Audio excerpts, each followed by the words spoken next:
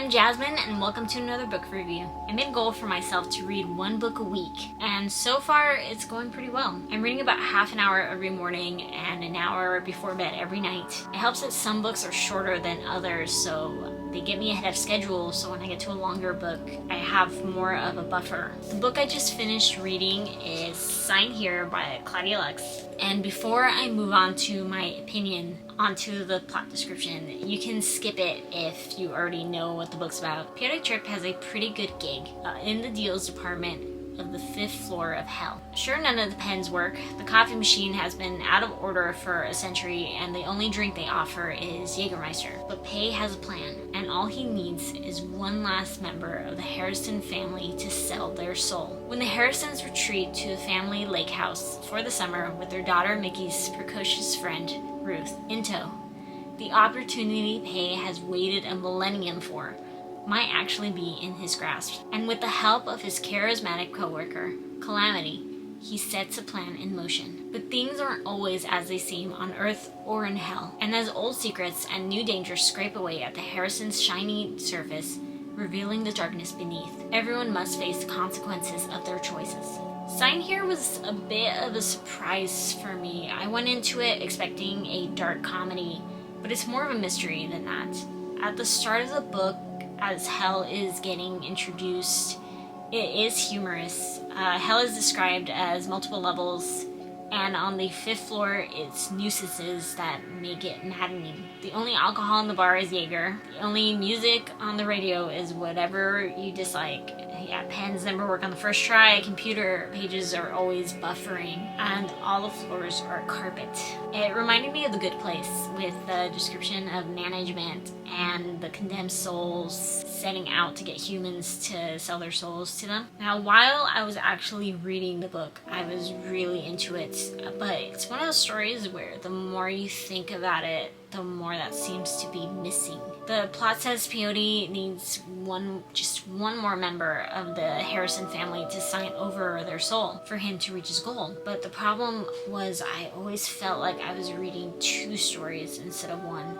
One about Peyote and the other about the Harrison family. Individually, they were both amazing and had me not wanting to put the book down. But the problem for me was that the story didn't seem to connect very well. For someone who needed just one member of the family to sell their soul, I was confused by how little he observed them or even mentioned them. Their job is to make deals, so why is it that they only go when someone's desperate? I just felt like it could have benefited if there was more manipulation involved, if they were interfering and leading humans to seek a deal. I'm about to give some mild spoilers, so if you want to avoid them, skip to the timestamp I have marked. I'm not going into plot twists or anything, just personal relationships. And here we go. What really threw me was Peyote's relationship with the Harrisons, because, well, there was none.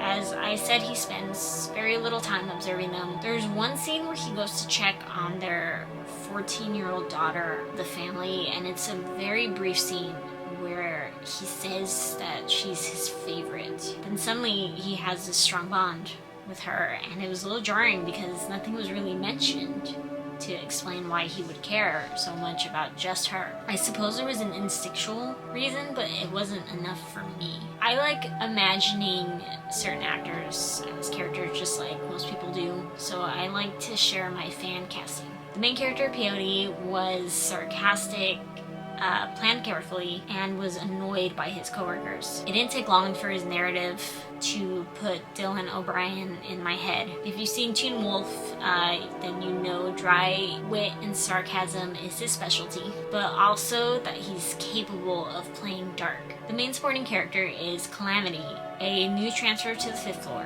She's described as naive, innocent, with a high voice that quickly has her boss nickname her Squeaks. But this is hell, and no one can actually be that good if they've been there so long, especially not someone who got a promotion to the 5th floor. I imagined Zoe Dutch. I love her, and I think she'd be perfect for Calamity. For the other members of Hell, I didn't really have actors I thought fit as them. As a boss KQ who mostly curses, I imagine Kate Walsh just because of how she is in Umbrella Academy. For the douchey worker whose name I already forgot, I never placed a face on him.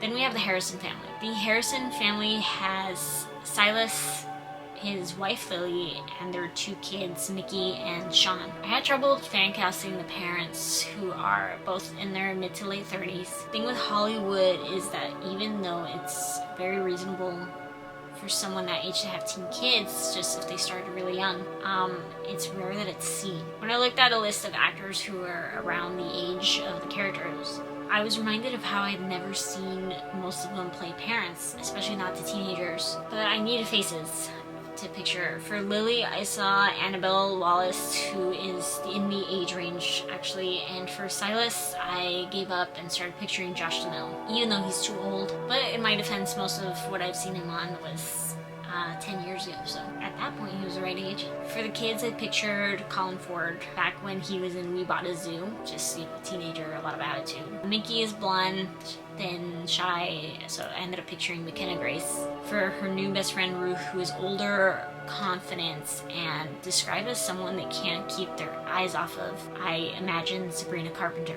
As 2 individual stories, I love this book, but as a single story, not so much. I just never felt the connection between the 2 plot lines and was too thrown off, and it's because of that that my personal rating is 2 stars. You can learn about my star rating on my blog on the book reviews page. The next book I'm reading is an indie novel. I want to read a lot of self-published novels this year because they're often just as good, if not better, than traditional published novels and deserve more attention. It's called When You Returned by Havilah McClat. Correct me if I said that wrong. Correct me if I say any name wrong, really.